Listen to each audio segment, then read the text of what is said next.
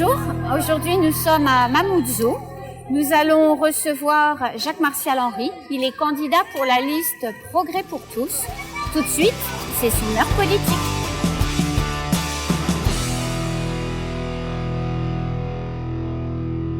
Bonjour Jacques-Martial Henry. Bonjour Anne. Très contente de vous retrouver sur le plateau de l'heure politique. Moi de même. On a quelques minutes pour parler de vous.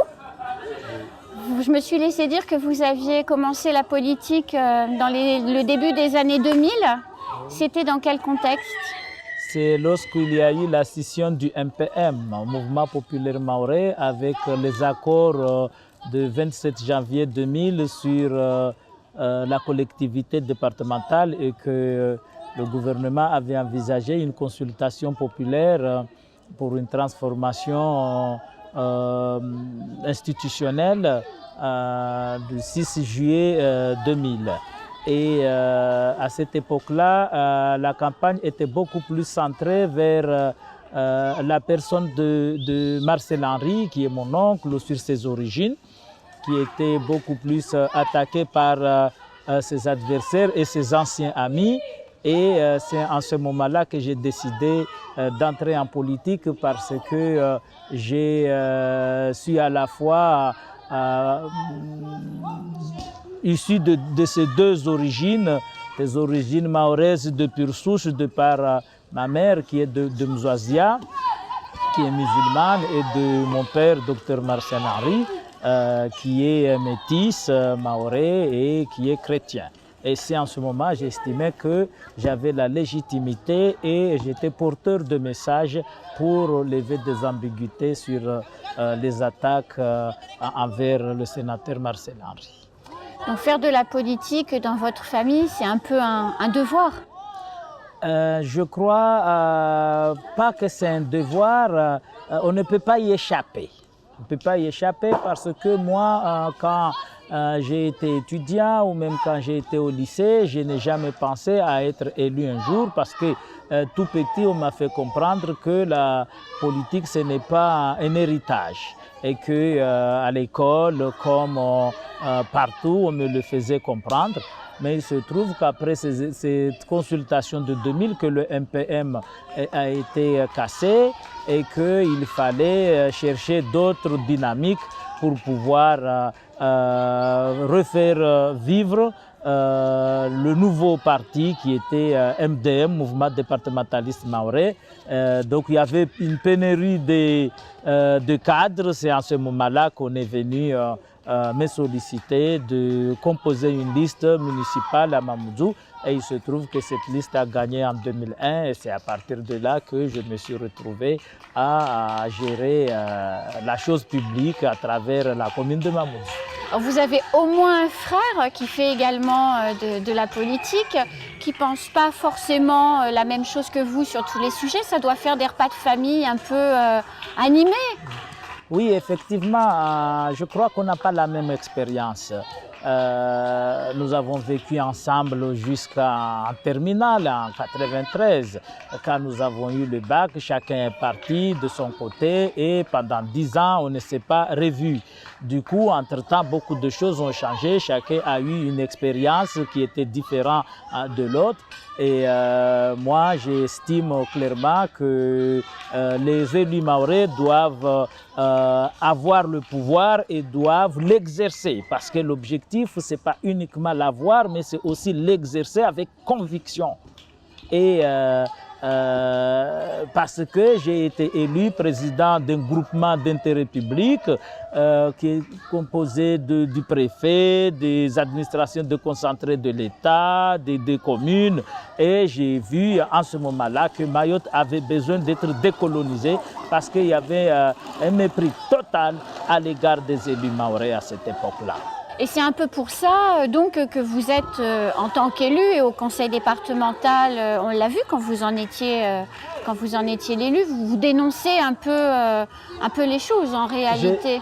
Effectivement, j'ai dénoncé les choses parce que lorsque j'ai vécu avec mon père, avec ses amis, Bamana, Zouberadinan, Marcel, Giraud et les consorts, je voyais vraiment des gens qui se respectaient, et qui respectaient leurs fonctions et qui étaient respectés à ce titre par la population. Et moi, j'ai toujours cru que quand on arrive à ce stade-là, on doit être un exemple. On doit se battre pour une bonne cause. On doit être l'avocat d'une bonne cause. Or, j'ai constaté que beaucoup, ce n'est pas ce qui leur intéressait. Beaucoup ne prenaient pas cette fonction au sérieux et en ce sens, la population nous discréditait, en ce sens on n'avait pas du tout de crédibilité auprès de la population. Et ça m'a révolté effectivement parce que je crois que lorsqu'on est conseil général ou lorsqu'on est conseil municipal et maire, qu'on soit de l'opposition ou de la majorité, ce sont des responsabilités que vous avez. Vous avez la responsabilité d'une population que vous devez respecter, que vous devez vous engager parce que la population a besoin de vous et la population souhaite que vous produisez un résultat. Ce qui vous a conduit, quand vous étiez au conseil départemental, à vous exprimer sur une chaîne nationale, France 2, si je ne me trompe pas. Oui, je me suis exprimé sur la chaîne France 2 pour dénoncer, parce que c'est cette gabegie. Nous sommes passés de 2004 à 600 agents, à 2008 à 2800 agents. Et ça n'a pas cessé en 2010 à plus de 3000 agents. Plus de 90% des agents sont de catégorie C. Et là, on a tué l'économie mahoraise. Nous avons perdu les 30 années glorieuses de Mayotte avec cette politique de clientélisme et qui faisait à ce que nous vivons cette situation jusqu'à aujourd'hui. Mayotte n'arrive pas à investir parce que tous nos fonds vont dans le fonctionnement et en particulier sur des salaires.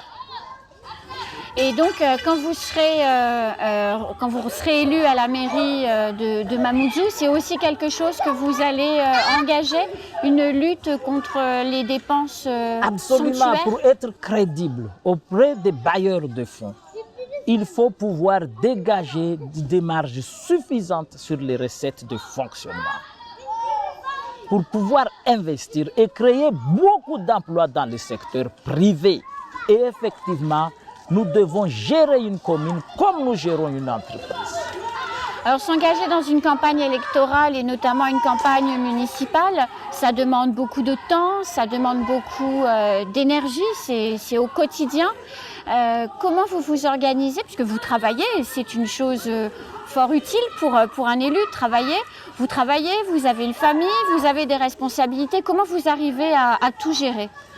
Vous savez, à partir de 2001, quand j'ai été élu conseiller municipal, j'ai exercé des emplois puisque j'étais révolutionnaire. Donc à l'époque où c'était le pouvoir impérial du préfet, donc c'est sûr et certain, je n'avais aucune chance de trouver un emploi dans le service public, mais aussi dans le secteur privé, parce qu'une entreprise qui m'embauchait, c'est sûr et certain, n'avait pas beaucoup de chances de trouver des commandes publiques.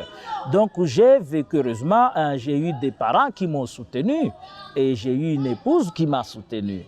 Et j'avais consacré l'intégralité de mon temps à la population. Je n'avais qu'un seul chef, c'était la population. Aujourd'hui, d'ailleurs je dénonce cela, on est agent du conseil général, on est agent d'une mairie, on est agent d'une association, on veut être maire ou on veut être président du conseil général. Ça nous discrédite parce que lorsque vous êtes maire, vous n'avez comme chef que la population.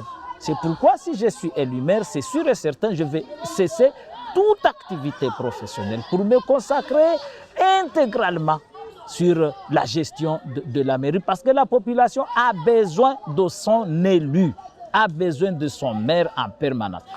Certains élus ont cessé leur activité professionnelle, effectivement, mais ils ne font que voyager.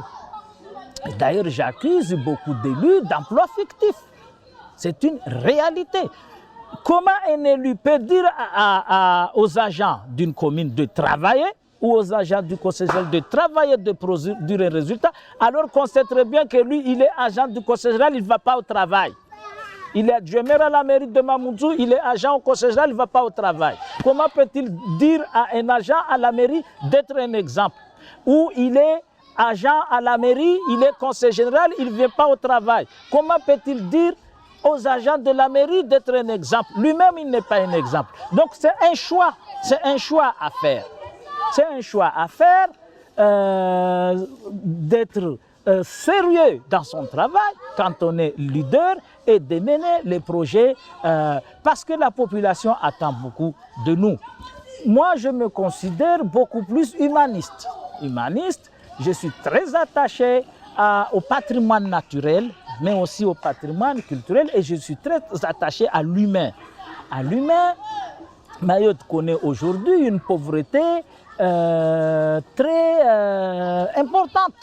Nous devons lutter contre cette pauvreté. Nous devons donner la chance à tous les enfants d'aller à l'école, quelle que soit la situation administrative de leurs parents. Un enfant n'a pas choisi ses parents. Nous devons construire les écoles pour ses parents. Et je regrette qu'en 6 ans de mandat, l'actuelle municipalité n'a construit aucune salle de classe. Et ça, c'est très grave. Nous avons transformé Mayotte en un État policier, de la police partout. Même tout le monde a peur. Tout le monde a peur quand vous circulez, d'être contrôlé, de faire un mauvais pas, de vous retrouver devant le procureur ou la justice alors que vous êtes une personne sérieuse. On ne peut pas transformer Mayotte en un État policier. Et tout ça parce qu'on n'a pas su prévenir contre tout ça. Il faut de la prévention. Il n'y a aucune structure d'accompagnement social et éducatif dédiée à la jeunesse. Aucune. Une commune de 73 000 habitants. Aucune structure d'accompagnement social et éducatif aux enfants. Il n'y a pas de bibliothèque dans les quartiers. Il n'y a pas de médiathèque. Il n'y a pas de terrain de jeu. Il n'y a rien. Qu'est-ce que vous voulez que les enfants fassent? La seule chose qu'on a conçue, c'est les routes. Donc ils vont dans les rues. Le jour qu'on construira des salles de cinéma, des salles de théâtre, des salles de musique, les enfants iront au cinéma. Le jour qu'on construira des bibliothèques, les enfants iront à la bibliothèque.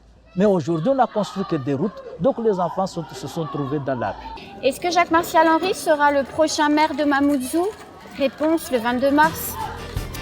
Et donc, vous allez commencer.